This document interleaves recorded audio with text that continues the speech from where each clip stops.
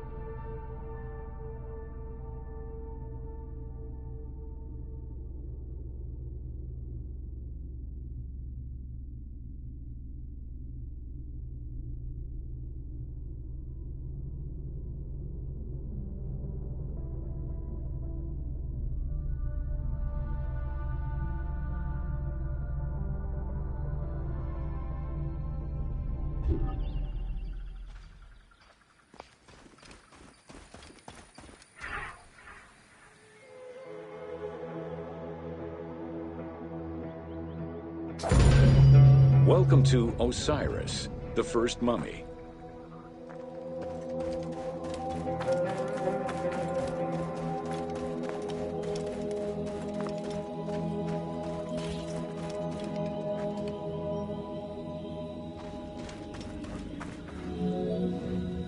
The oldest mummies recovered date from the Old Kingdom, though Egyptologists believe that mummification was in use much earlier than that. At first, the body was mummified through environmental desiccation, by leveraging the dryness of the environment and the heat of the climate. Early experimentations in mummification were conducted with the use of resin made from tree sap. Strips of linen were only used on some superficial parts of the epidermis of the hands or jaw.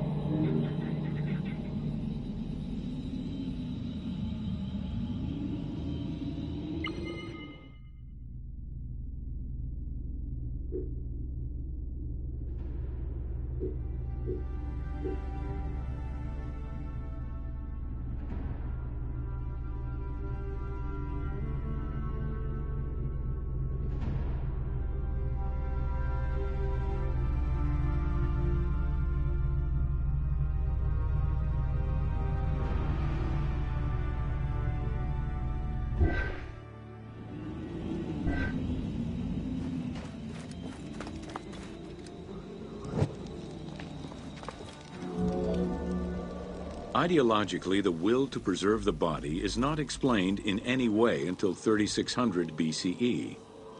This is when the Egyptian belief that the body housed the soul was finally documented for modern Egyptologists to eventually decipher.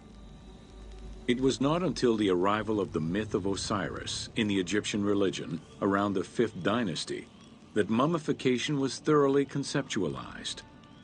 The practice was thereafter grounded in both a mythological and ideological point of view.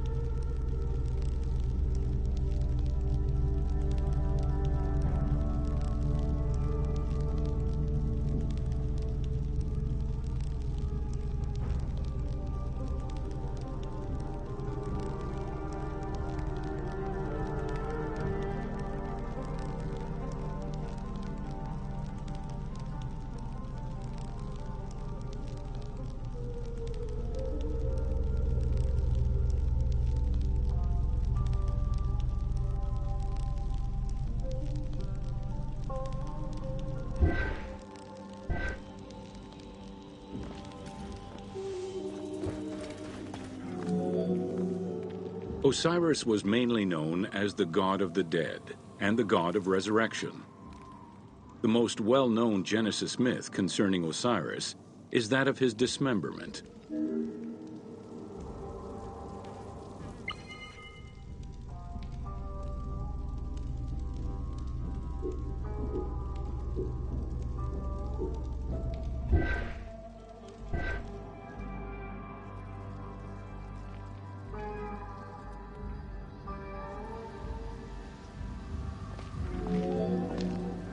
It is Plutarch who gives the most simplified and complete summary of the story.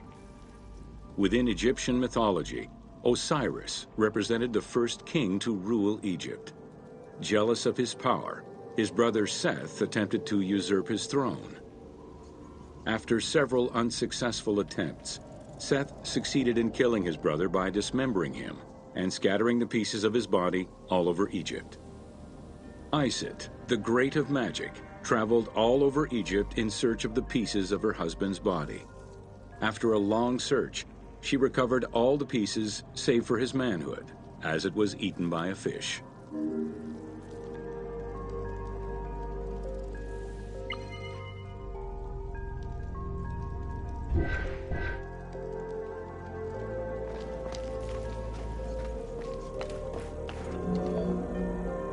Isis then reassembled the body of her husband by binding it together with strips of linen.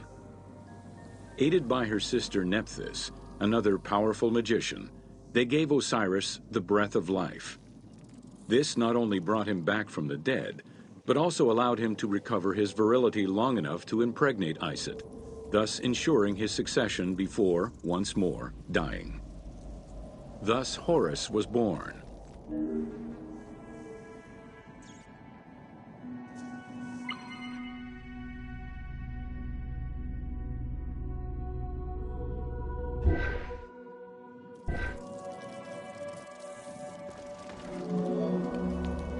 The ritual used to bring Osiris back to life essentially depicts how he became the first mummy.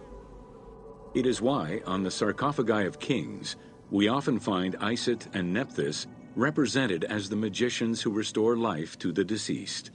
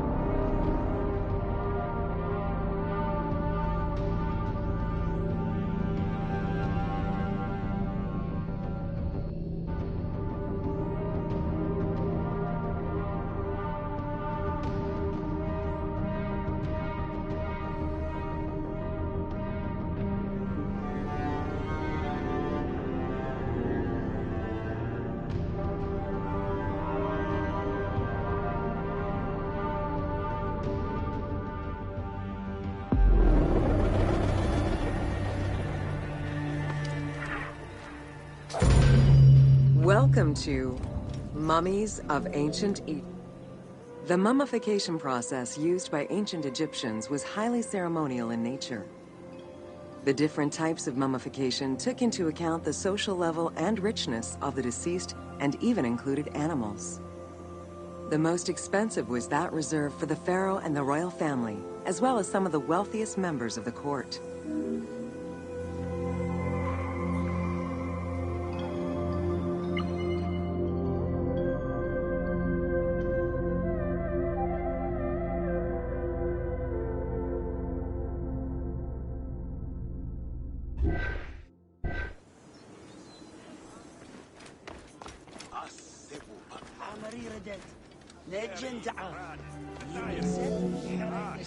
The first step was cleaning.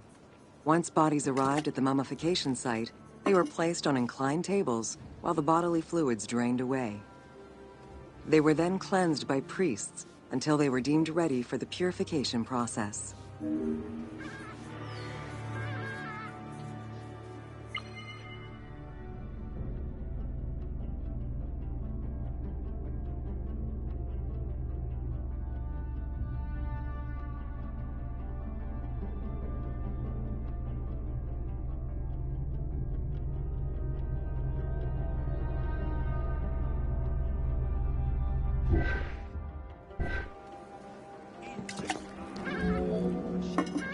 The purification of the body began with a libation from sacred water.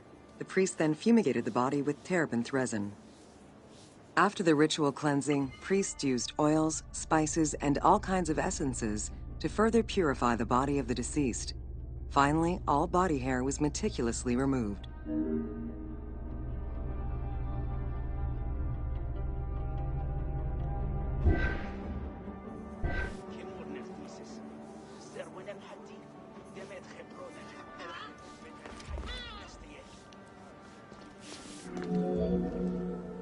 Once the body was properly purified, embalmers removed the organs, following very specific procedures. First, the brain was extracted by inserting a spoon through the nostril to break the ethmoid bone. Then, using a spatula, the pieces of the brain were removed as thoroughly as possible.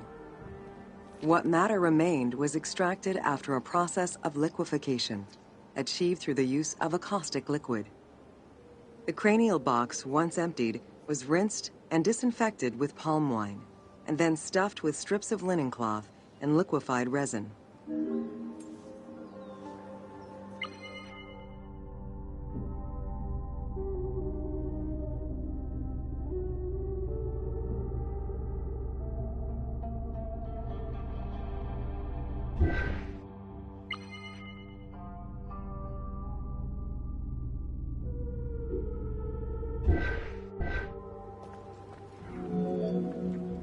After taking care of the brain, embalmers made an incision on the left flank and carefully set aside the viscera.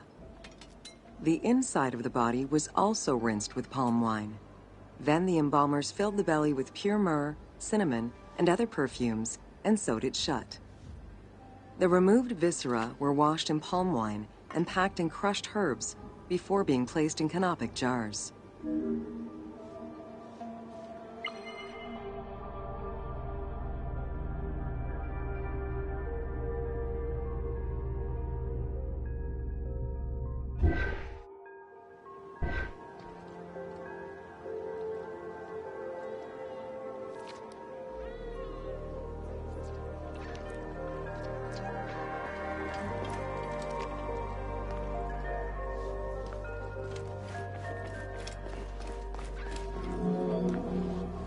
Canopic jars were placed close to the sarcophagus or kept in a chest nearby. At first, the viscera were wrapped in tissue and placed in the vases. As the ritual requirements became more elaborate, ointments, spices, and even water and natron were added to the process.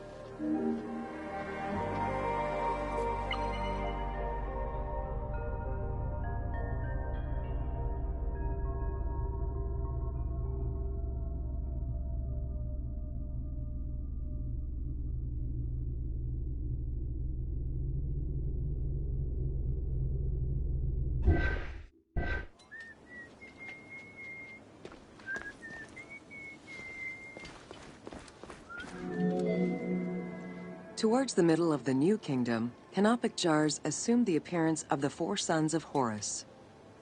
They were known as the protectors of the viscera. These protectors had their own guardians, each a goddess of the dead. Imseti, the human-headed god, protected the liver and was protected by the goddess Iset. Hapi, the baboon-headed god, protected the lungs and was protected by the goddess Nephthys. Dumut-Ef, the jackal-headed god, protected the stomach and was protected by the goddess Neith. And finally, Kebesenuef, the falcon-headed god, protected the intestines and was protected by the goddess Selket.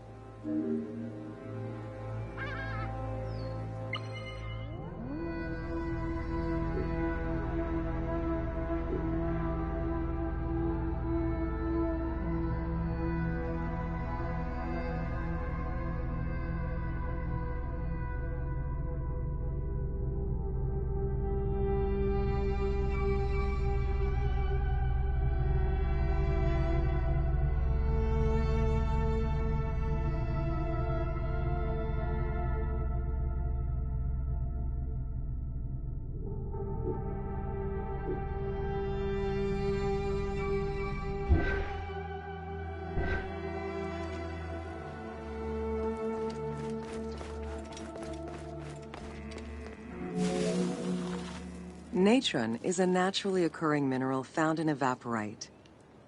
These sedimentary rocks are made up of mineral salts and were generally mined from lake beds in Egypt.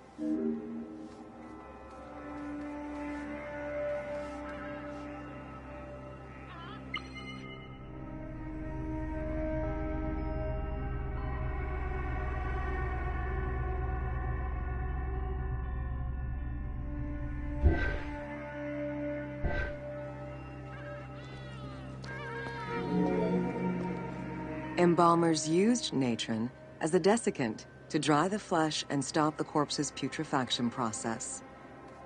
Once the body was cleansed and eviscerated, the deceased was covered in natron for about 40 days. Once desiccated, the body was prepared to be wrapped in strips of linen.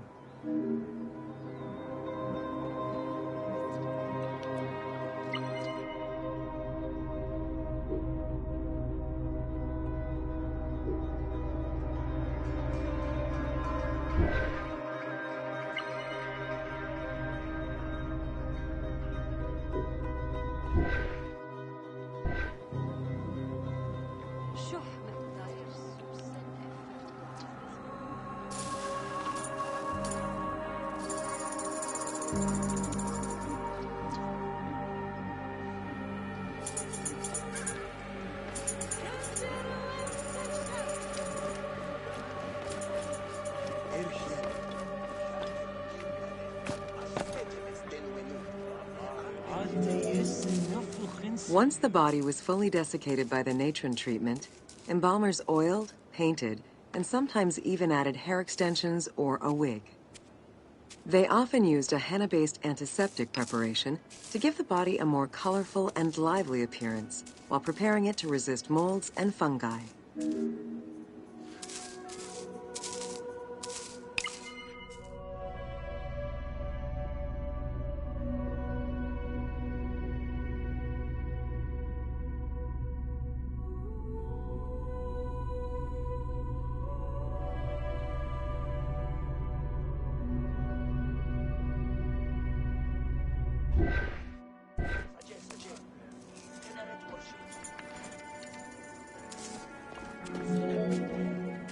Next came the phase which gave mummies their most well-known appearance, the wrapping.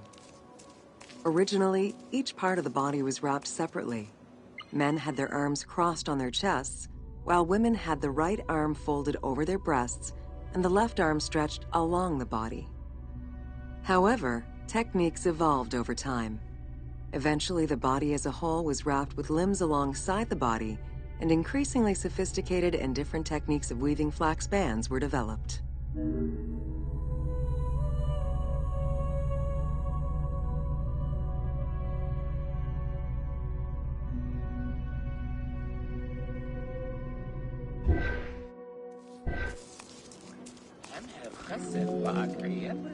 In addition to the jewelry and amulets arranged on the skin of the deceased, amulets were also carefully inserted into the weaving of the linen strips. Each amulet was linked to a myth or to an ideological belief related to rebirth.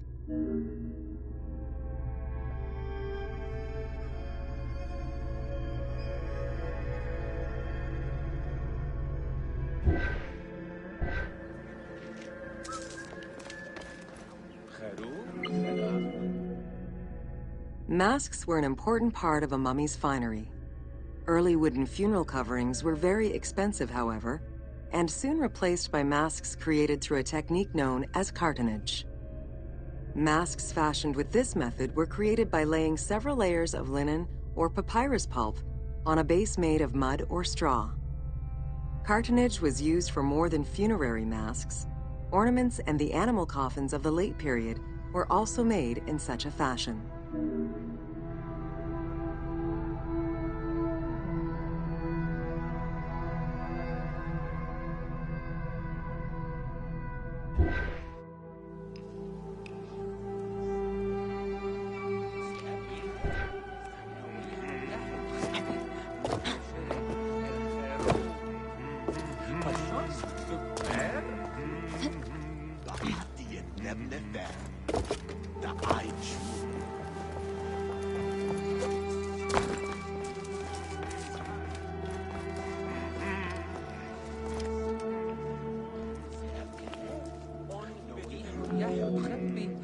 Cartonnage evolved to cover the entire body of the mummy during the 22nd dynasty.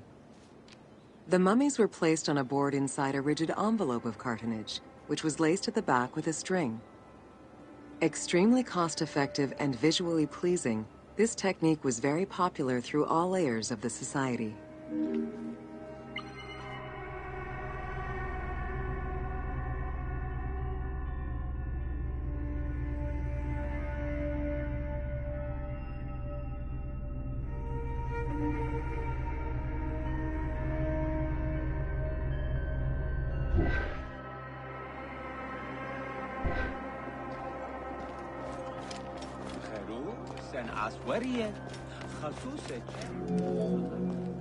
Cartonnage envelopes were usually covered with inscriptions and polychrome decorations, specifying the names and titles of the deceased, scenes depicting daily life, or decorations specific to the funerary world. This was a true gift for Egyptologists eager to study the funerary rites of the ancient Egyptians.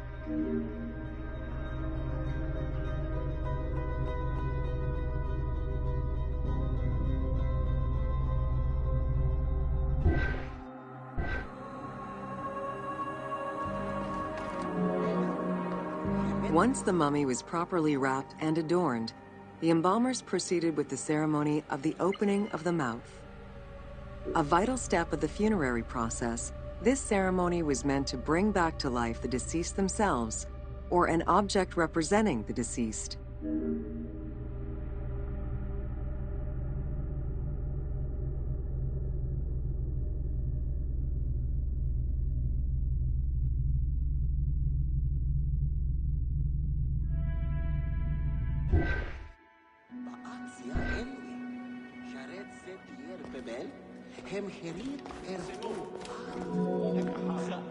There were no less than 75 different stages for the opening of the mouth. It required the application of the same oils, ointments, spices, and perfumes used during the mummification process. Makeup was sometimes part of the process as well.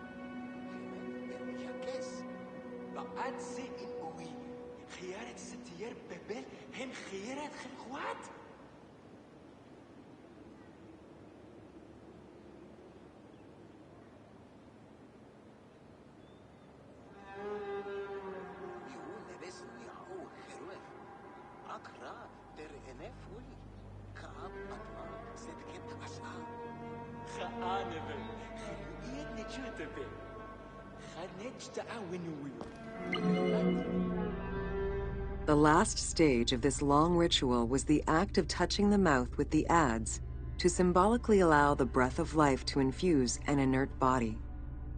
Its performance was reserved for a very specific set of people: priests who wore the mask of the god Anubis, a close relative of the family, or by the heir to the throne.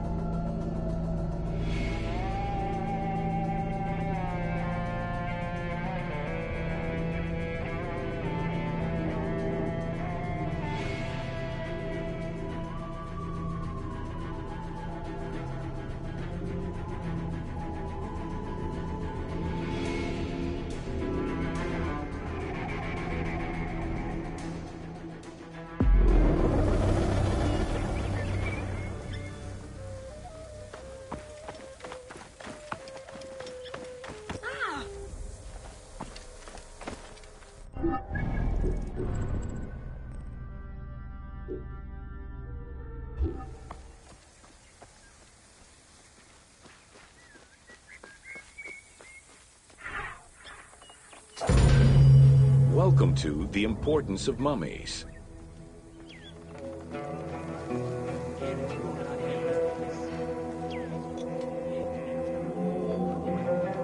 The first hieroglyph for embalmer appeared in pyramid texts of the Old Kingdom. It is likely that embalming was a trade that progressed alongside the evolution of ancient Egyptian funeral practices. While we still know nothing of how embalming came to be a profession, We do know that embalmers had a hierarchy, and that each embalmer specialized in a specific phase of the mummification process.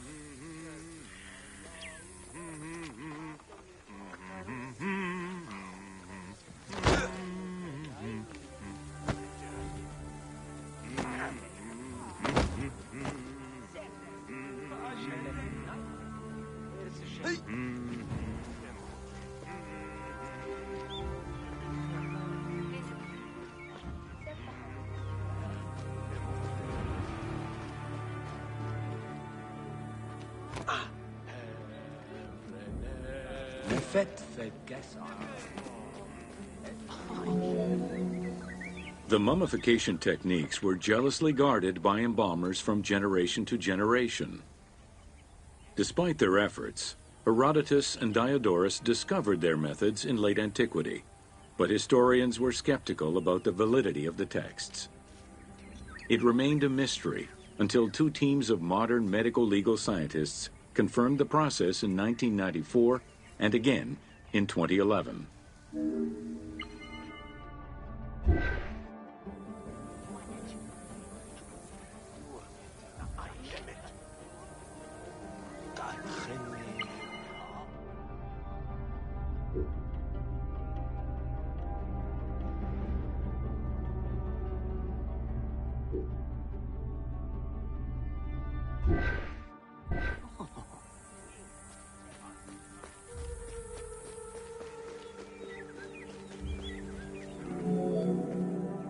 The Uabet, meaning the pure place, was where the embalmers mummified the bodies of the deceased. Until the end of the Middle Kingdom, it was located in tents at the edges of the city due to the smell of decomposition. In the New Kingdom, however, the Uabet was located within the city limits, though still in open-air spaces. In the same way that the practices and techniques of mummification evolved, so possibly did consideration towards embalmers within ancient Egyptian society.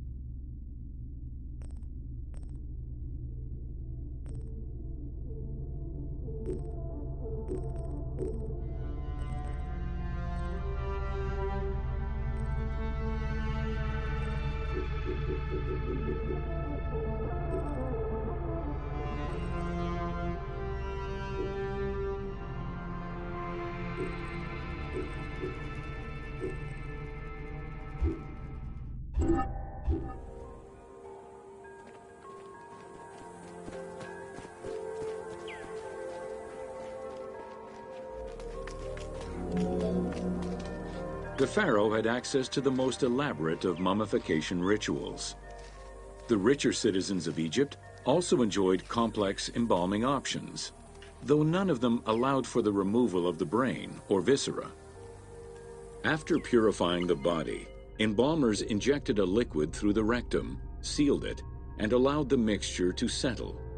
They then plunged the body into natron for up to 40 days. Once the body was dried, the seal was removed, and the entrails flowed out with the injected liquid, leaving the skin and bones of the deceased to be wrapped in linen and returned to the family for burial.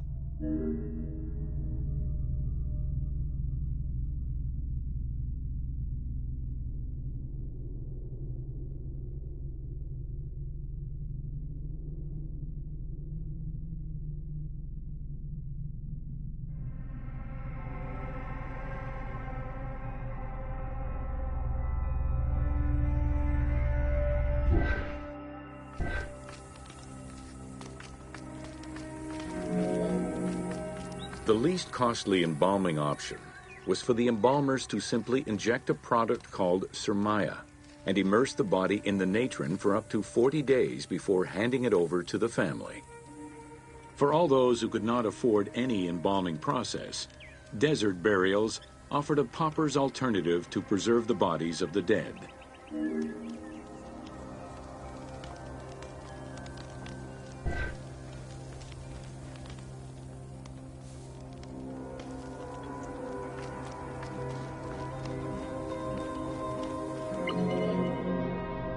Egyptian civilization has always appealed to Westerners, even before the Greek and Roman invasions. As early as the Middle Ages, mummies discovered by travelers were often sent back to Europe.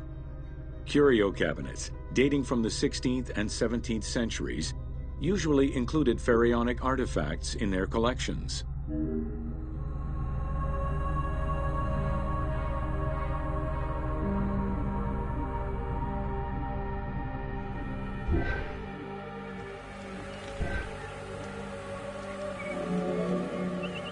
The Egyptomania phenomenon was heralded by Napoleon Bonaparte's Egyptian campaign, which lasted from 1798 to 1802.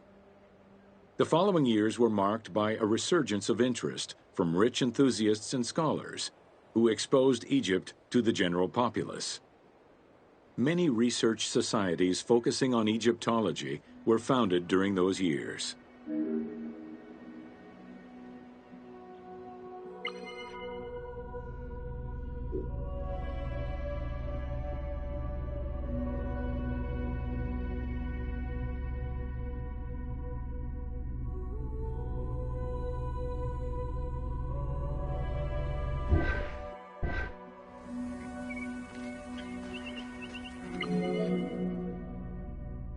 By 1868, mass tourism began in Egypt under the aegis of the Cook Agency.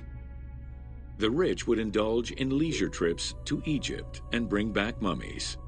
Upon their return, they would organize evenings that consisted of unpacking mummies and removing strips of linen and amulets layer by layer. These were considered the shining cultural events of the season. The Egyptian collections of many a museum were founded as a consequence of this mass pillaging.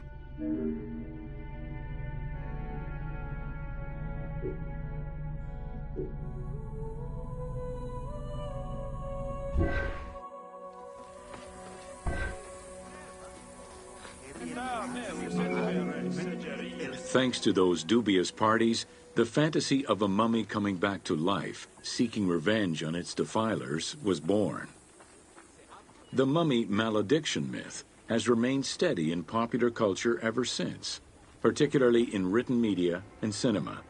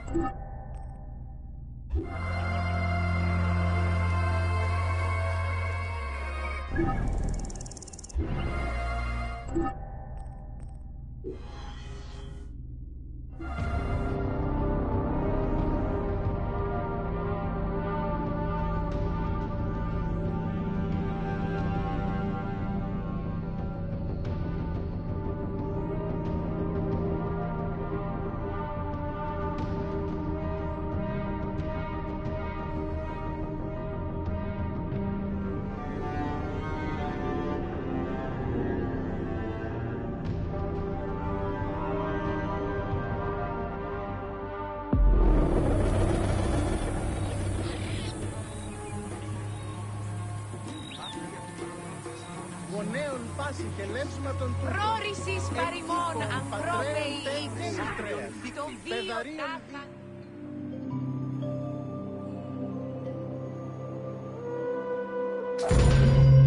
Welcome to Amulets and Rituals.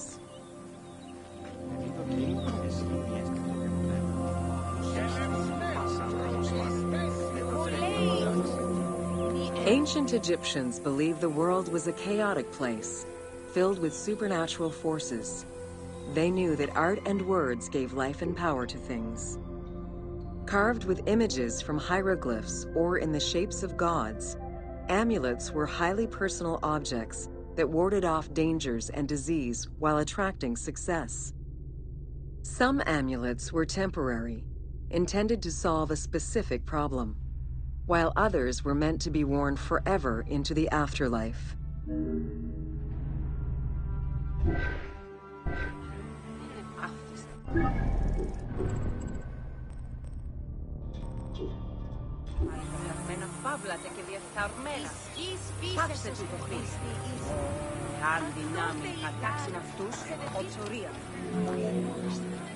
Priests would infuse amulets with magical energy during religious ceremonies, imbuing them with protective magic to safeguard against supernatural powers. The wealthiest of Egyptians could obtain a divinely ordained pendant in which was hidden a magic formula inscribed on a piece of papyrus. It would act as a unique spell tailored to the owner.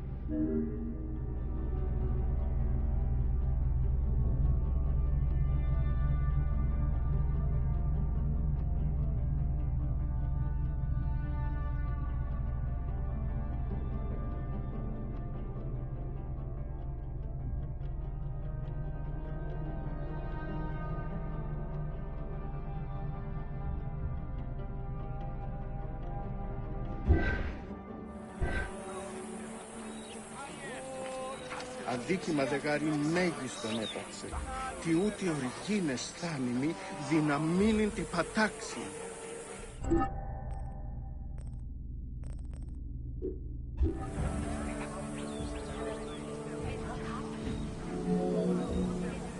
Religion was so important to ancient Egyptians that it permeated every aspect of their daily lives. Since water was the source of life and had the symbolism of purifying the body and the soul, all daily routines began with ablutions. Personal prayers to the gods were sometimes written or spoken, with family prayers passed down through generations.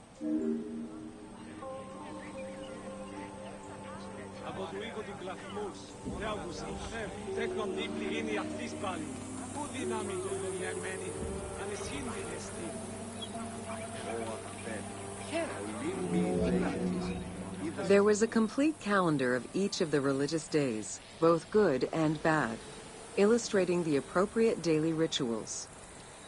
Along with wine, milk, and ointments, offerings to the gods consisted of small amulets to life-size statues and family shrines. During the Greco-Roman period, offerings to the gods consisted of mummified animals, cats for Bastet, dogs for Anubis, and birds for Thoth.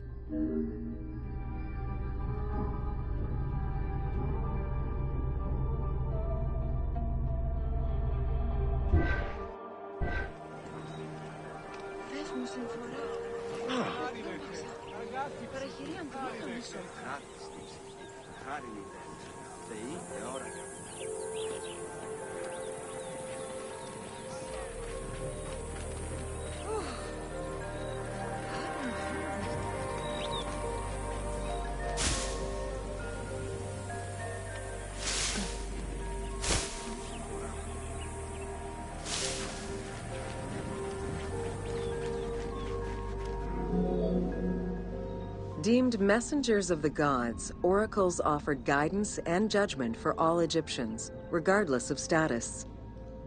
Crucial advice was offered on everything from day-to-day farming management to a pharaoh's decision on whether to start a war. Oracles were often used to decide legal issues.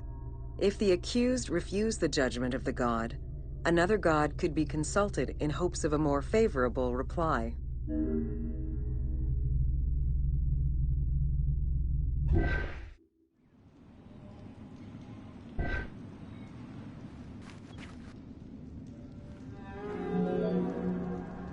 It was oracles that guided the Greek sailor Batos to the coast of Libya, where he founded a colony known as Cyrene. During Alexander the Great's campaign to conquer Persia, he consulted the oracle at the Temple of Amun within the oasis of Siwa, and was subsequently ordained a divine being.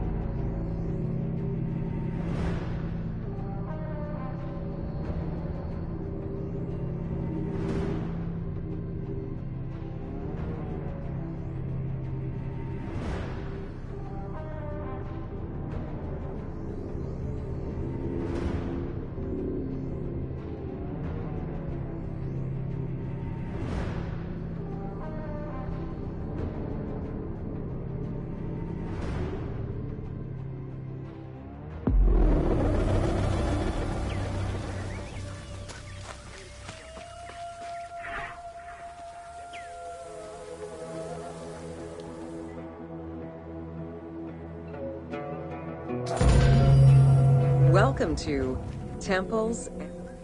During rituals and festivals, the god was carried on a solar barge between the areas of a temple or the temples of different cities. Funerary carvings and paintings covering thousands of years, as well as the Book of the Dead, depict the same ship and oar design. Solar barges have been uncovered near or within several pharaohs' tombs. They were intended to carry the pharaoh into the afterlife.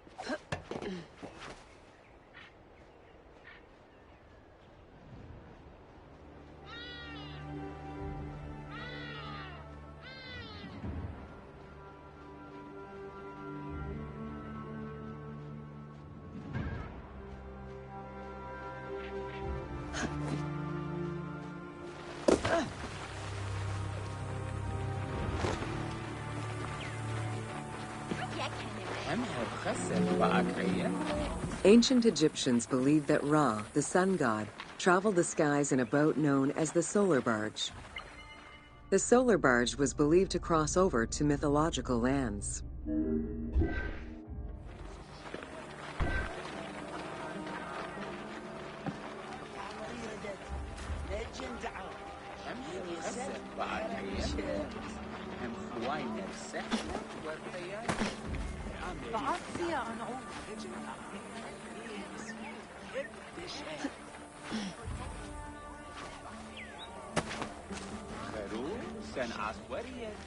خصوص جم بأخر خنحني خمت در خياكس إن سجسأ وين أنا من إمية هب حوي وين فرخرو نتفرق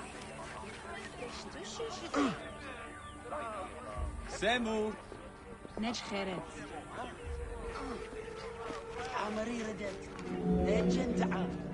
The god Ra believed mankind was conspiring against him.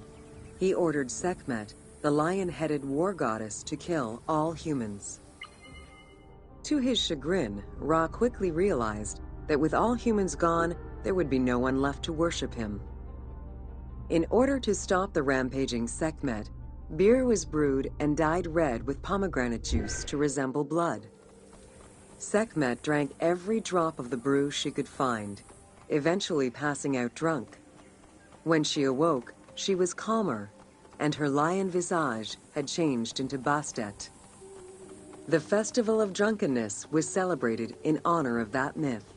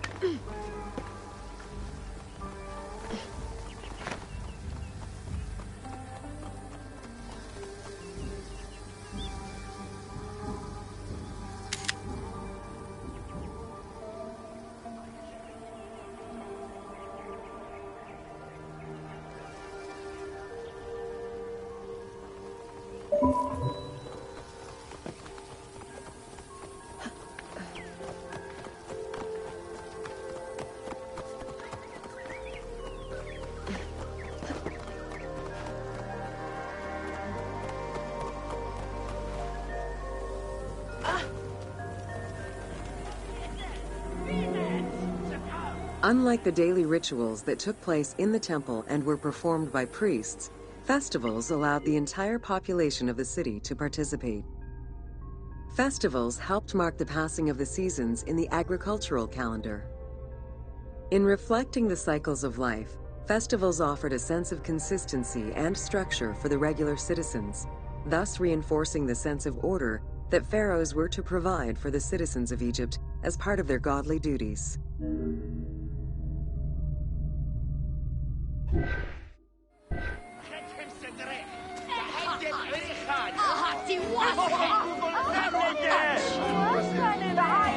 The importance of these festivals is demonstrated by their longevity. Records show that Osiris festivals occurred for more than 2,000 years. Some festivals serve to reinforce state control and promote the king's reign. Both the Opet and Sed Jubilee festivals were specifically intended to celebrate the renewal of the king's power.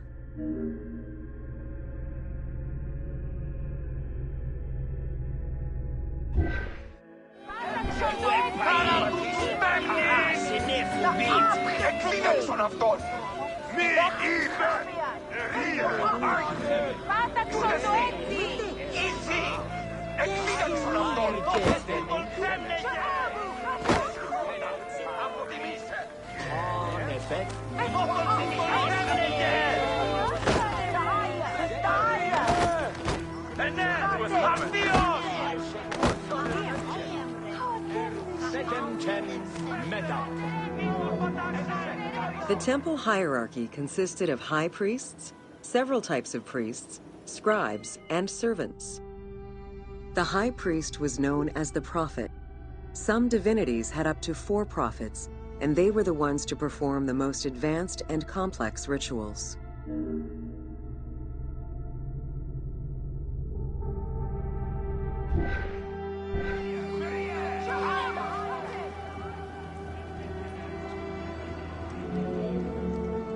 Egyptian priests were not confined to solely religious tasks, and in fact had crucial roles in Egypt's administration, most of which served to reaffirm the pharaoh as the proper vessel for the gods. Their focus within the temple was centered on the proper conduct of daily divine rituals, rather than as custodians of dogma or the indoctrination of individuals.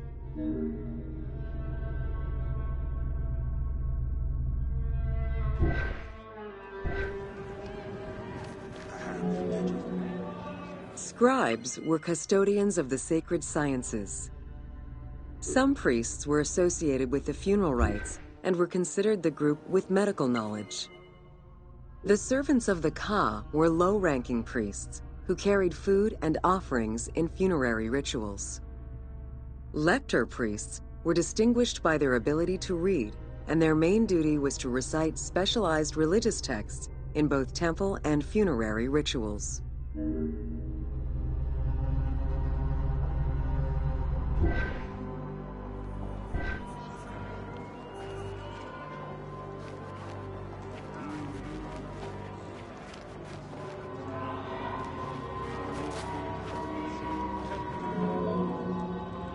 Priests and all the officials who served the temple worked only 3 months a year, with each period separated by a quarter of inactivity, at least within the temple compound.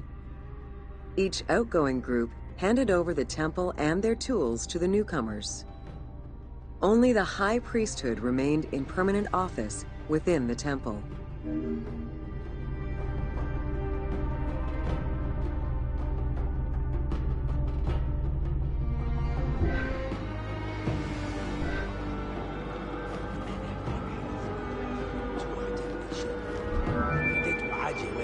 The most sacred part of the temple was referred to as Jeser Jeseru, the Holy of Holies. The most sacred inner sanctuary was where the shrine to the temple deity was located. Only priests were allowed within. Offerings were given, and rituals unseen by even the pharaoh were performed. While the team chose to allow any character access to this space in some game temples, normally it was reserved for priests alone.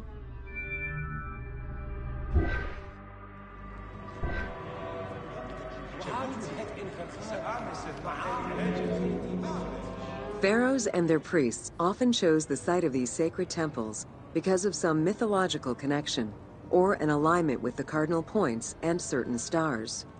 Once selected, a foundation ritual was performed.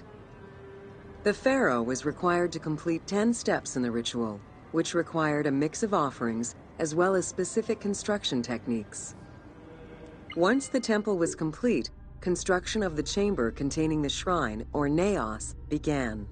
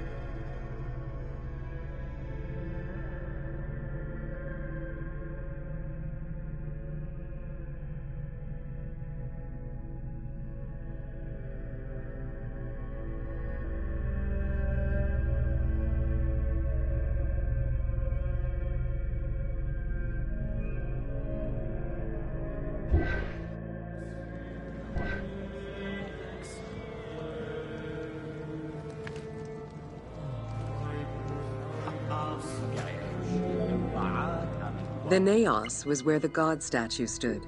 The representation of the deity was usually in stone or wood and decorated with gold, silver, and precious stones. Smaller temples had only one naos, while larger complexes, such as the Temple of Karnak, had many chambers to honor gods, such as Amun, Ptah, and Osiris. Each statue was believed to be a receptacle for the presence or essence of the god's Ka, enabling it to take a physical form. Through the statue, the god came to the shrine to eat, drink, and communicate with the pharaoh, or with the priests standing in for the pharaoh.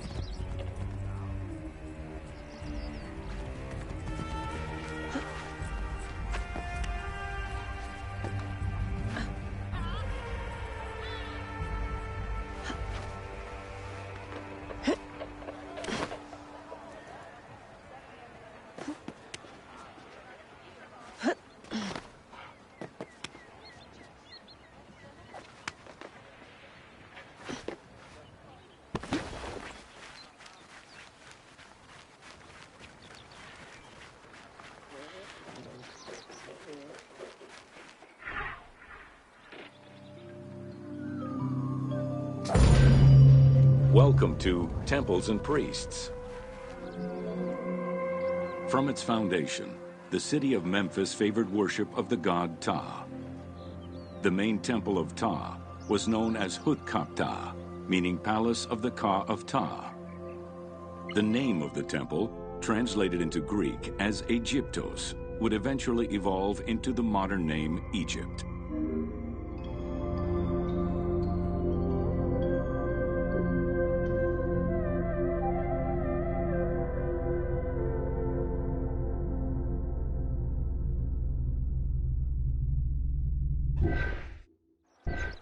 نجهر.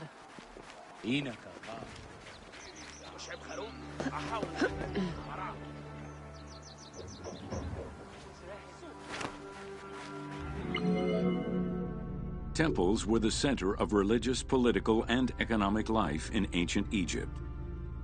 These sacred places were viewed as the literal home of the gods and goddesses. As such, every aspect of them required care and reverence, all of which was accomplished through elaborate ritual.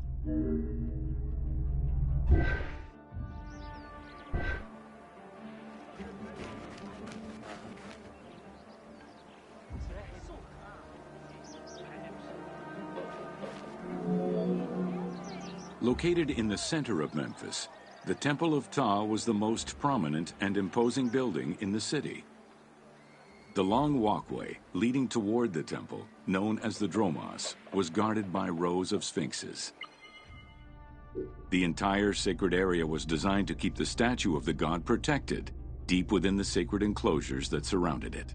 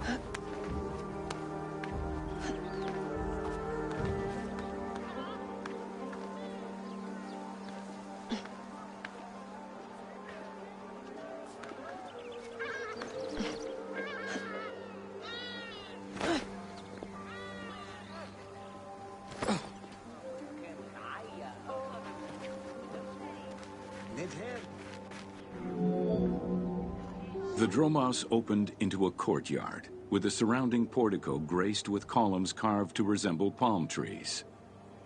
During special festivals, the general population was allowed to enter this location, but under no circumstances would they be allowed into the sacred spaces beyond the courtyard.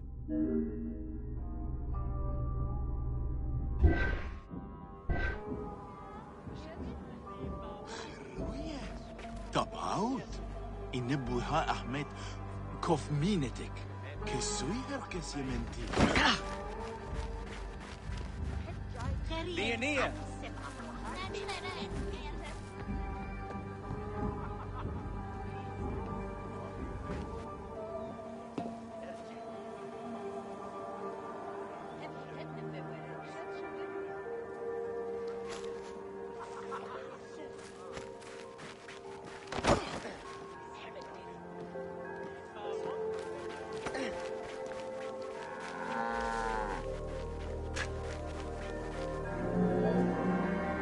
The Memphis Alabaster Sphinx was discovered in 1912, almost completely buried in water and sand. 8 meters in height and weighing in at roughly 90 tons, it is still mounted on its original pedestal. Though it is called the Alabaster Sphinx, it was in fact carved from common calcite rock, which is similar in appearance and texture to alabaster.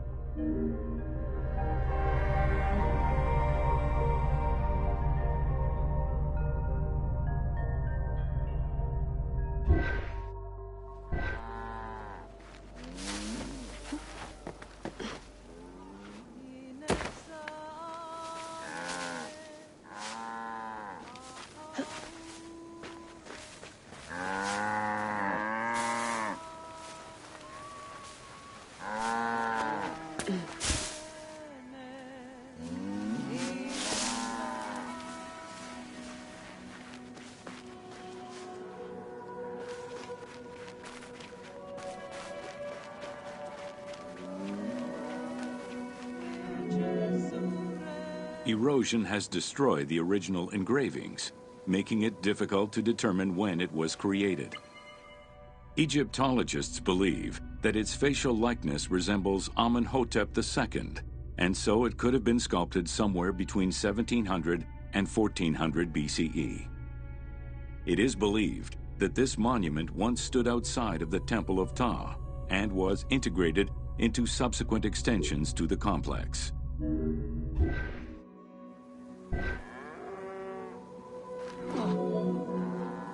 The size of the imposing sculpture reflects the importance it had to the temple during the New Kingdom.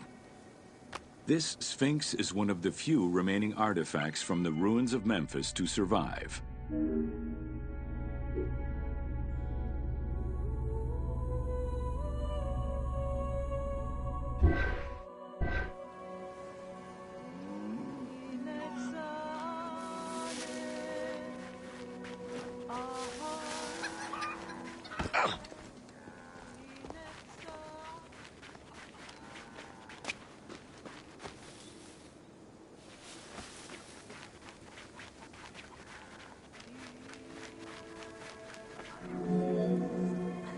In Egyptian culture, some animals were associated with gods, while others were considered to be living gods.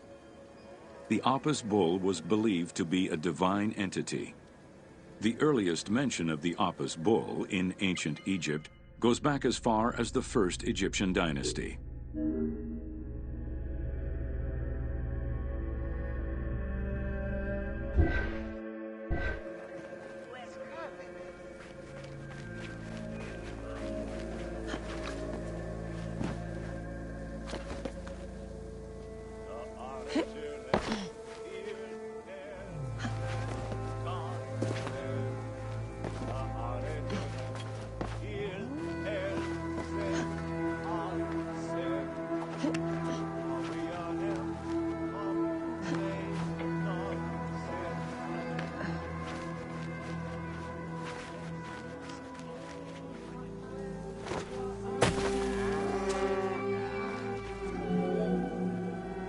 Originally the symbol of fertility, the Apis bull was linked to the god Ra, with the image of the sun carried between its horns.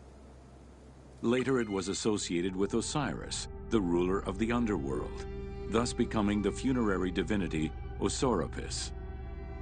During the 18th dynasty in Memphis, the Apis bull's association with the city's deity earned it the title Herald of Ptah. The Apis bull was so revered that even Alexander the Great, upon his arrival in Memphis, gave honor to Apis.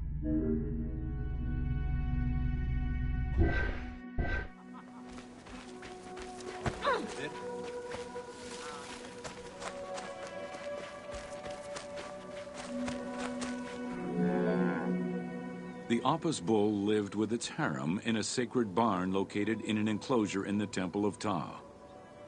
Each bull bore 29 signs representative of its divinity.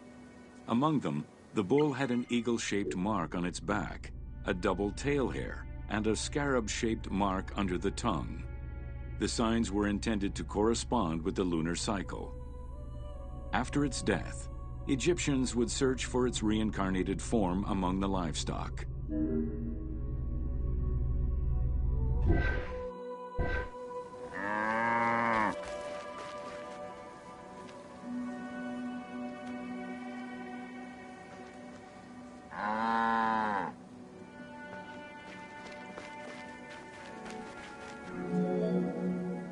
Like other living divinities, the mortal incarnation of the Apis bull was prayed to, and when it died, it was given a luxurious funeral, which included mummification. Until the reign of Ramses II, the Apis bulls were buried in individual graves in Saqqara. During the 26th dynasty, the bodies of the bulls were buried in enormous stone vats in the underground corridors of the Serapeum of Memphis.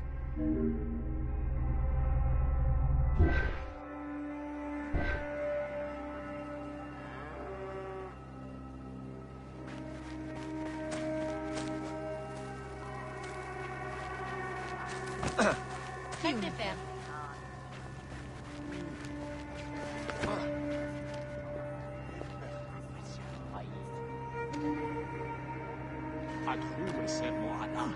Sefet ta'awer fegi. Kene hem sutiu. Kene kusejer eni. Daren resetiu pentef rev.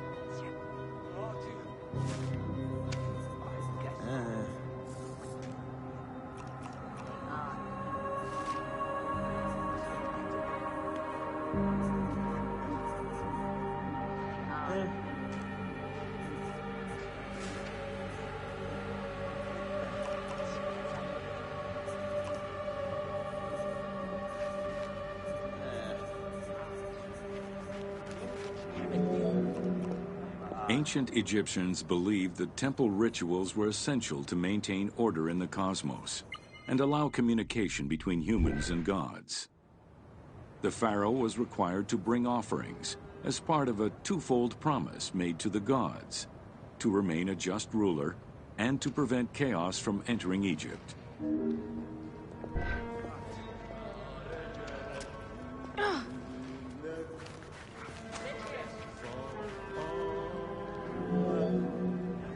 Details of the ceremonies found on temple walls provide a thorough overview of the stages of the daily ritual. Performed 3 times a day to mirror human mealtimes, each step of the highly symbolic ceremony was accompanied by specific recitations, many of which referred to mythical events.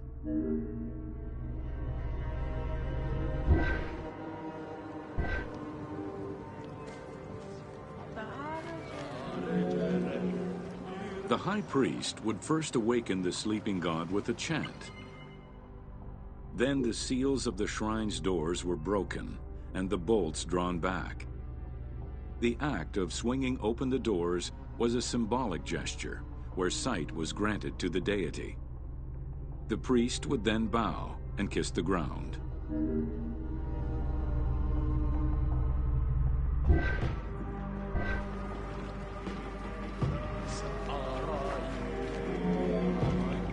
The god was then washed with incense-infused water and its mouth rinsed with mineral salts.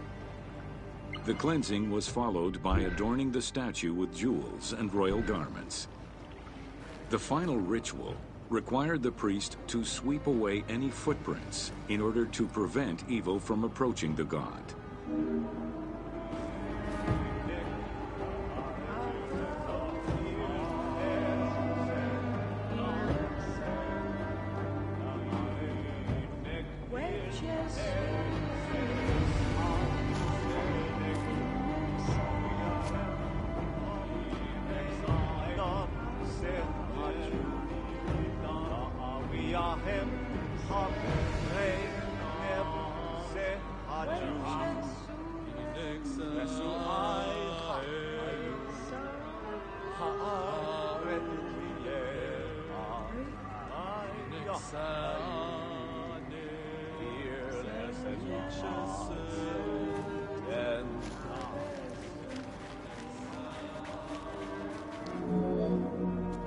Heredity was the primary source of new recruits. Rarely was an outsider allowed this position. At the top of the temple hierarchy was the high priest. Each temple dedicated to a god had at least one high priest devoted to its care and service. During the Ptolemaic dynasty, one family held the position of high priest in Memphis for almost 300 years.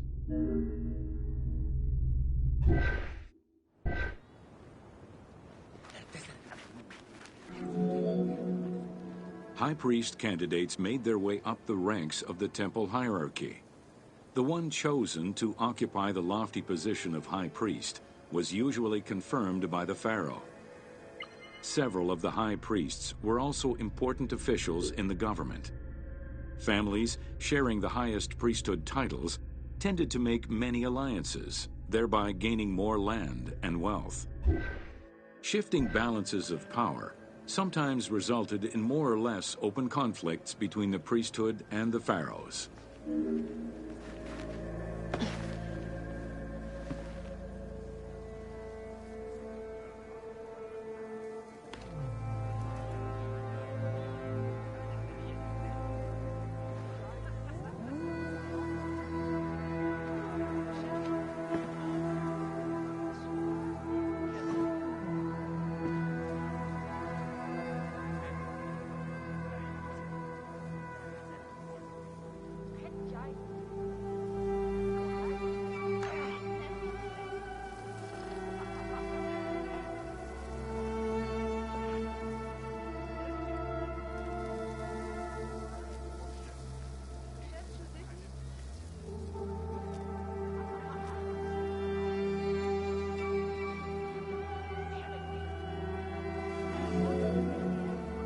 In the 21st dynasty, Thebes became the capital of an almost entirely theocratic government.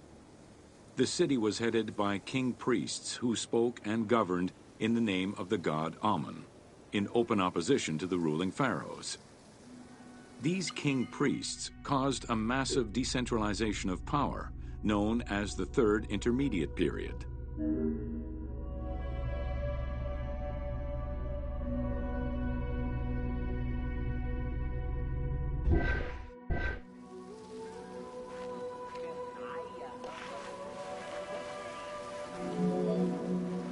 The educational institution in ancient Egypt was known as the House of Life.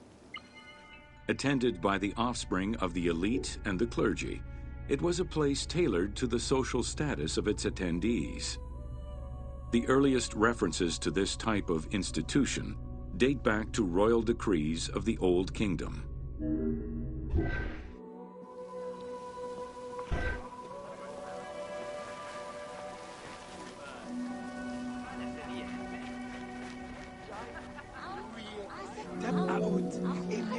Only two known centers have been uncovered, one in the abandoned city of Akhetaten and one at the temple of Ramses II on the west bank of Thebes.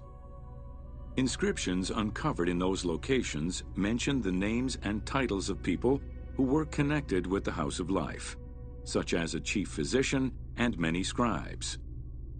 It is presumed that by the late kingdom, every temple had a House of Life.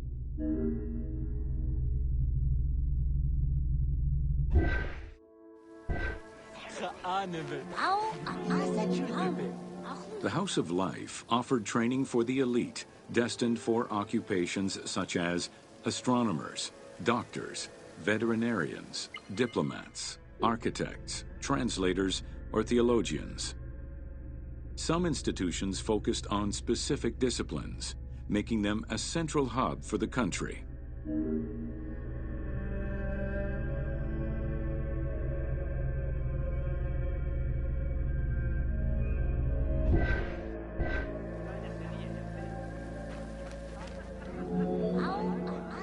Not limited to instruction for young students, the House of Life was a source of reference for many scholars, with rooms dedicated to papyri of many disciplines. Because papyri were preserved there, the Greco-Romans referred to the House of Life as a library.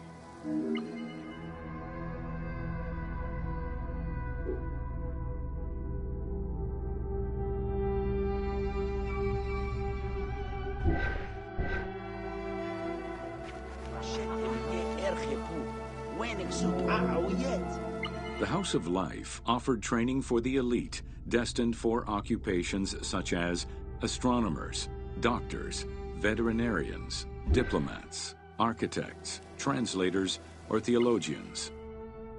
Some institutions focused on specific disciplines, making them a central hub for the country.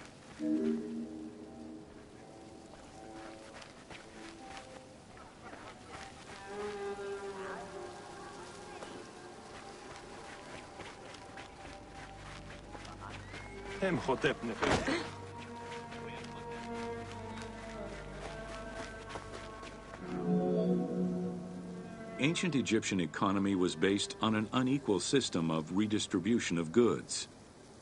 The state of Egypt collected the crops, and the temples distributed them throughout the provinces. Since the only people capable of counting and ensuring a fair redistribution were the educated scribes, this meant that the temples played a pivotal role in this process.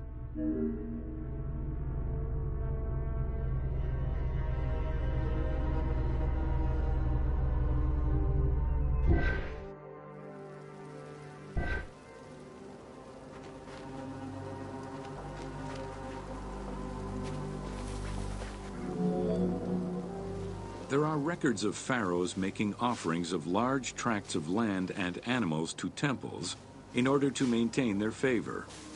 Ramses III offered generous gifts to the temple of Amun in Karnak in such a manner.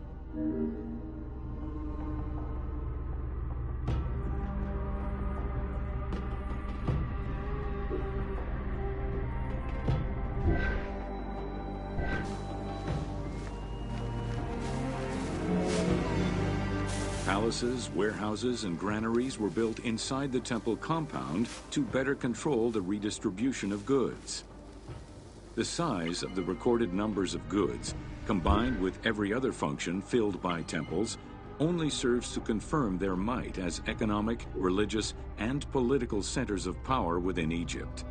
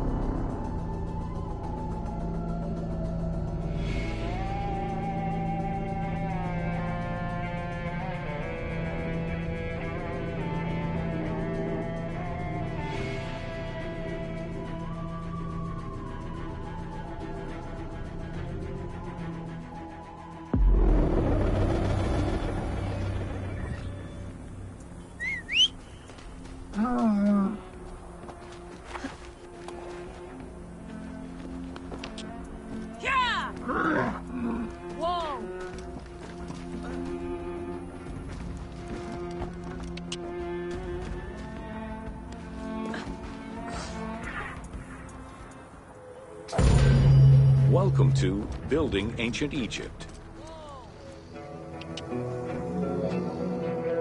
Constructed with bricks made of mud, most ancient Egyptian buildings were not permanent. Only religious temples and funerary monuments were meant to stand the ravages of time. For these very important structures, Egyptians used limestone, sandstone, and harder materials, such as granite, quartzite, and travertine. These heavy stone blocks were so prized that they were often transported from quarries located hundreds of kilometers away.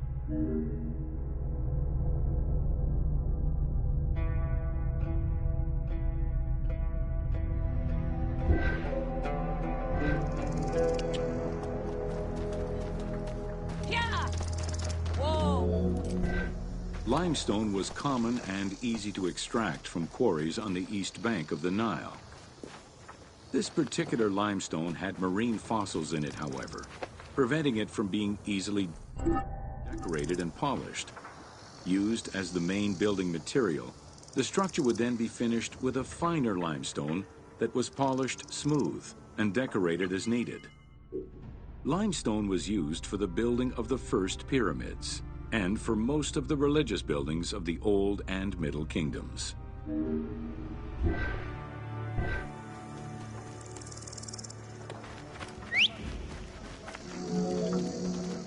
Ancient Egyptians preferred to use sedimentary rock beds or layers like sandstone and limestone because they were often easier to extract.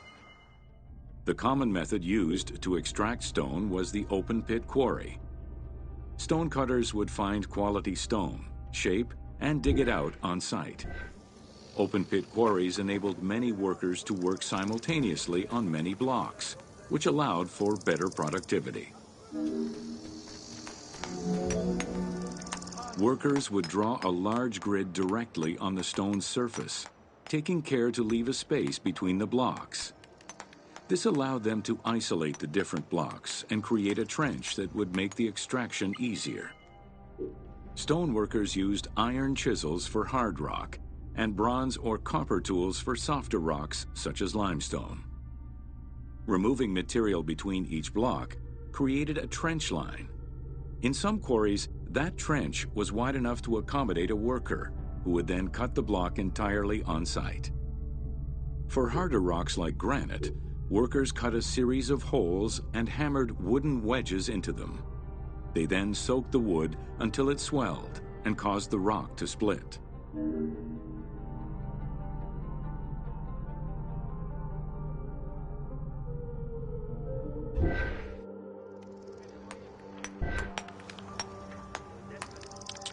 Whoa!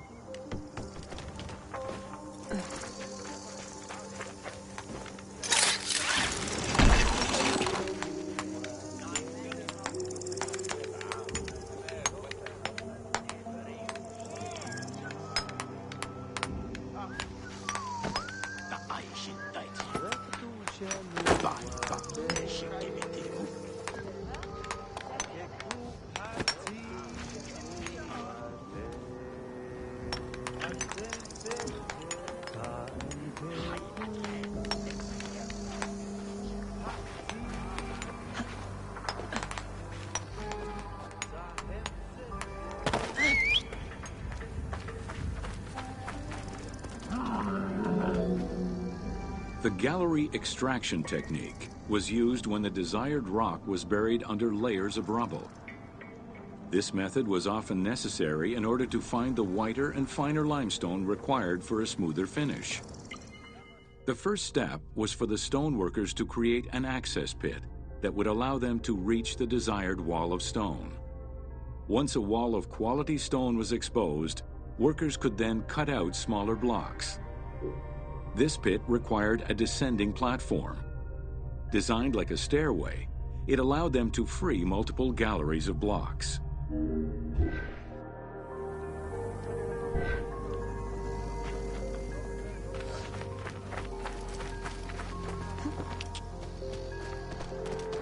Whoa! Yeah!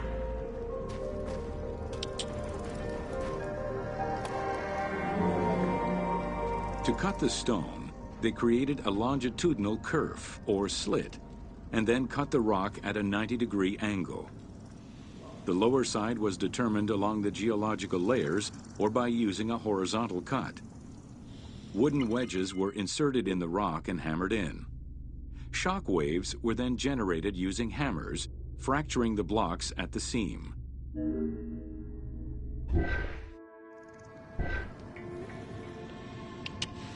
Whoa! To maintain the stability of these mining pits over the course of quarrying, workers would leave support sections of unexcavated rock.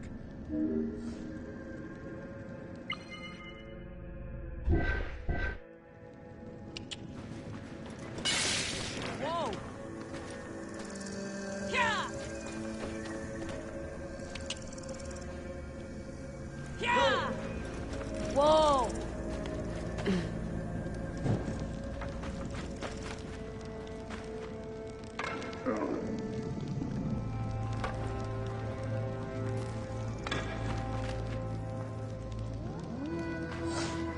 Whoa!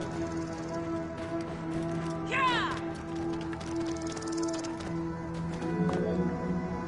In every quarry, dedicated shrines were established to offer protection for the workers.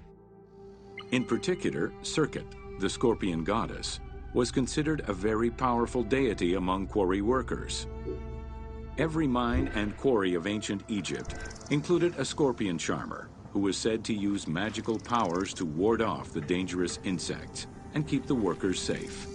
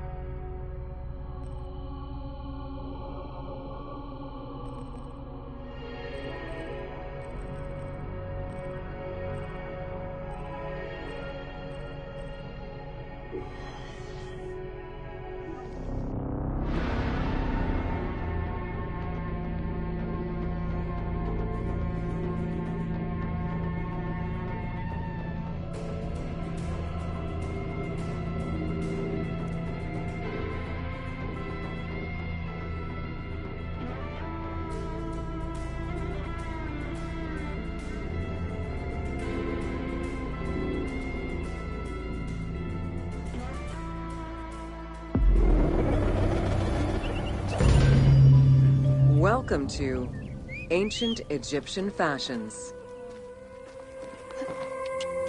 Whoa!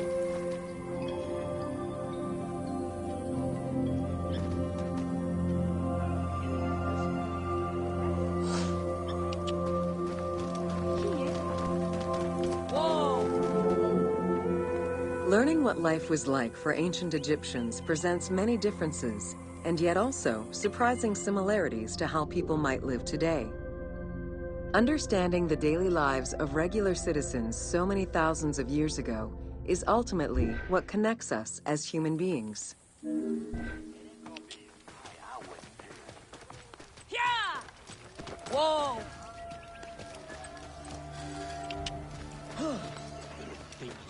Yeah! Jewelry was a popular item among ancient Egyptians of all social standing. Both men and women wore earrings, rings, and bracelets. Status determined how much jewelry a person wore and what it was made of. Common folk wore pearl necklaces, simple bracelets, and leather bangles. Brightly colored earthenware and glass paste were a favorite enhancement.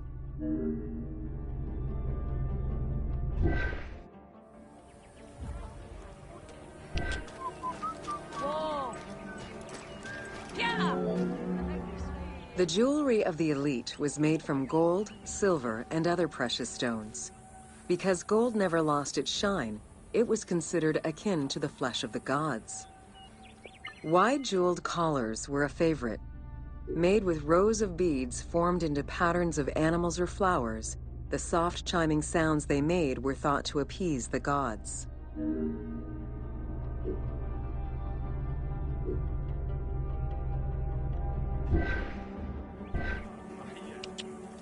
Whoa!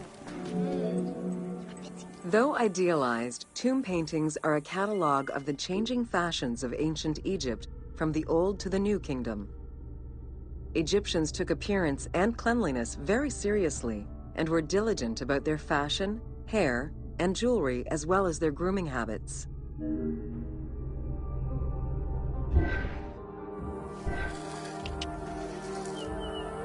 Yeah!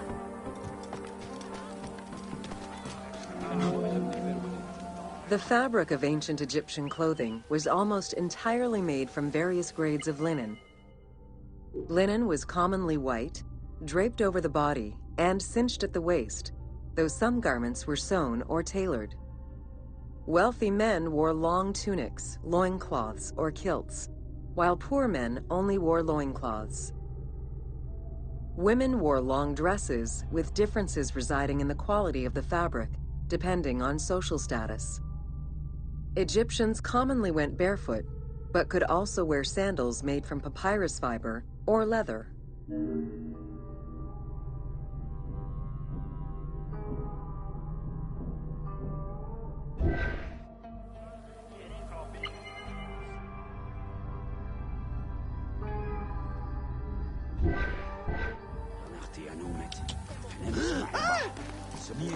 Whoa! Yeah!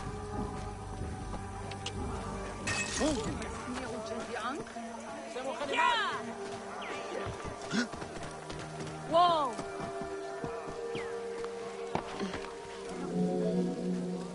Cosmetics, including concoctions to prevent body odor and bad breath, were an integral part of everyday life for Egyptians. Used by both men and women, cosmetics were used as moisturizing ointments and sun protection as much as for beautification. Red ochre, a natural clay, was the most readily available cosmetic to tint lips and cheeks. Henna was used on nails and lips, and as hair coloring. It was also favored by richer women to decorate their palms and the soles of their feet.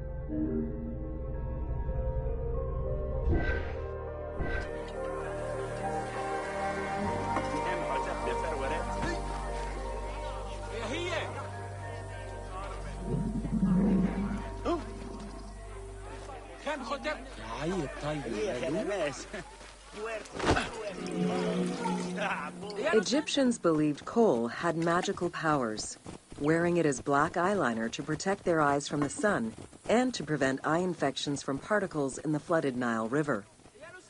A special green kohl, made from ground malachite, was worn for ceremonies and religious rituals.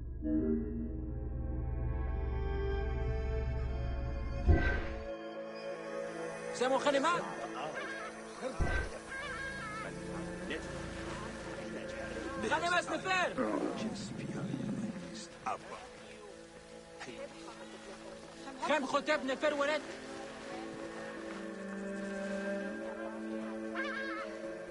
هي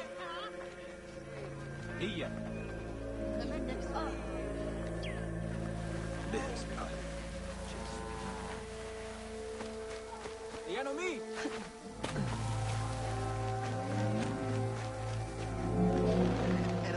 Women and teenage girls wore their hair long and often braided. Wealthier women included carved combs or hairpins. The length of men's hair rarely dropped past the shoulders. They were mostly clean-shaven during the dynastic period, a trend began by the elite and soon adopted by the general populace. Queen Hatshepsut donned an artificial beard when she became pharaoh.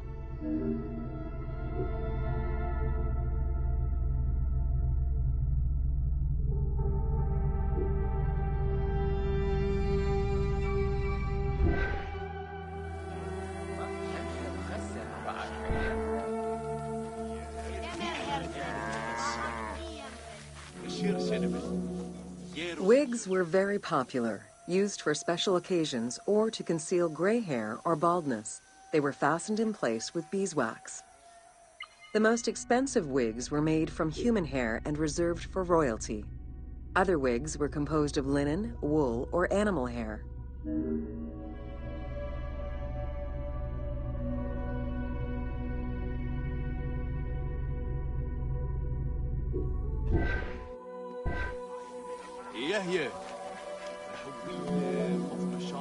Prepubescent children generally had their heads shaved.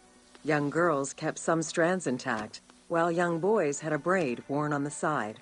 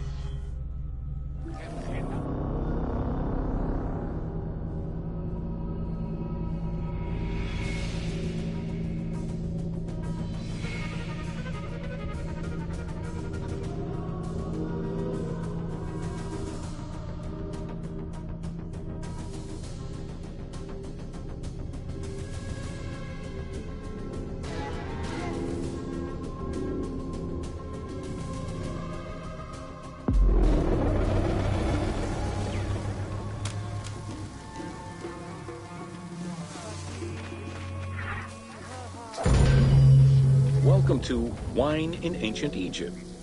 When the god Horus lost his eye in a war with Seth, the ancient Egyptians believed the eye turned into a vine, and the vine's tears became wine. Early texts, dating back to 3150 BCE, contain the hieroglyph for vine. Regarded as extremely valuable, wine was highly sought after by the elite. It was also an essential part of many religious ceremonies.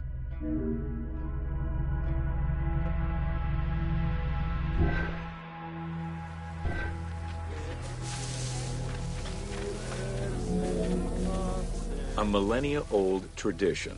Grape cultivation and wine production was regimented in the way typical of ancient Egyptian bureaucracy. Egyptians kept careful records of winemakers, which they clearly identified on labels. Every landowner with a modicum of self-respect usually kept a vineyard. This held particularly true in the regions of the Fayoum and the Nile Delta.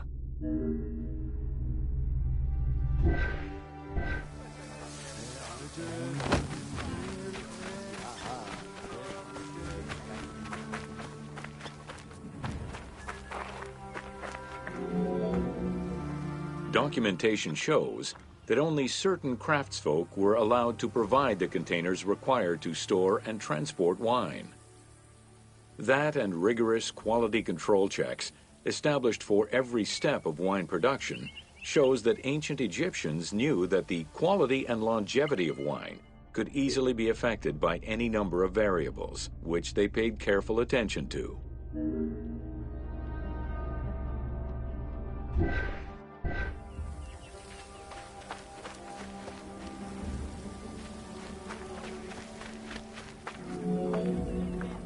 Egyptians had different kinds of wines, most of which ranged in quality from good to very good.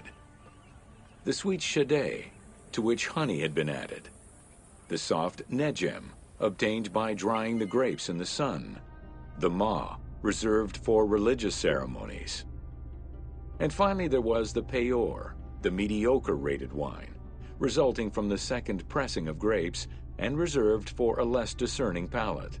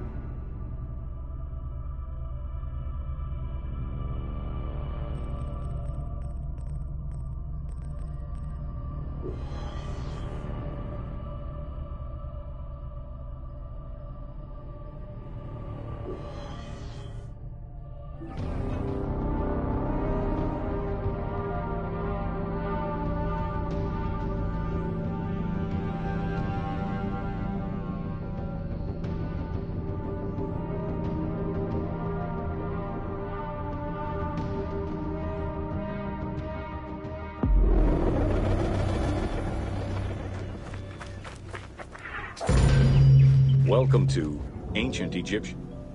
Evidence of advanced medical procedures have been found on mummies, and ancient Egyptians left detailed medical writings from diagnosis to follow-up treatment. One of the oldest known surgical studies is the Edwin Smith Papyrus.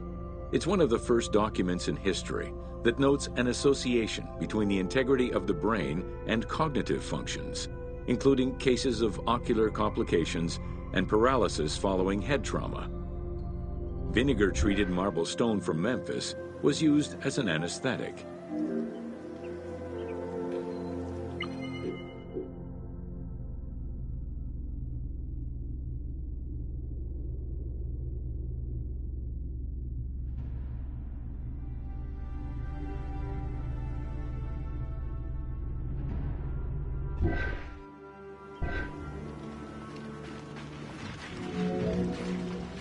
Another similar document, the Ebers Medical Papyrus, is over 20 meters long and 30 centimeters wide.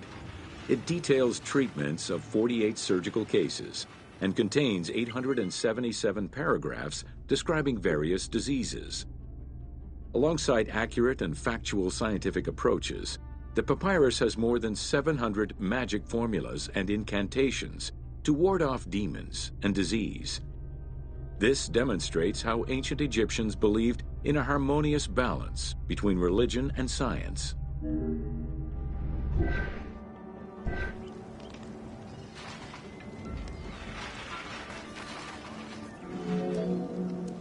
Remedies were considered as medicine and carried by doctors and priests.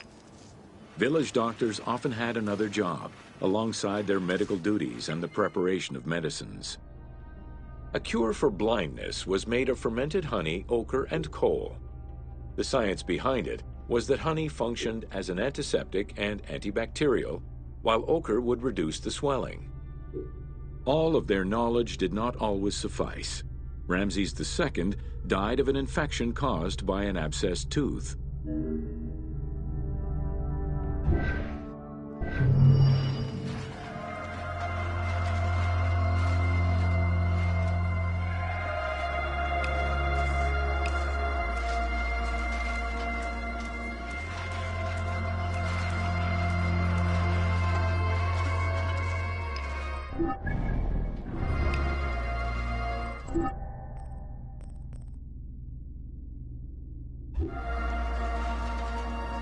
You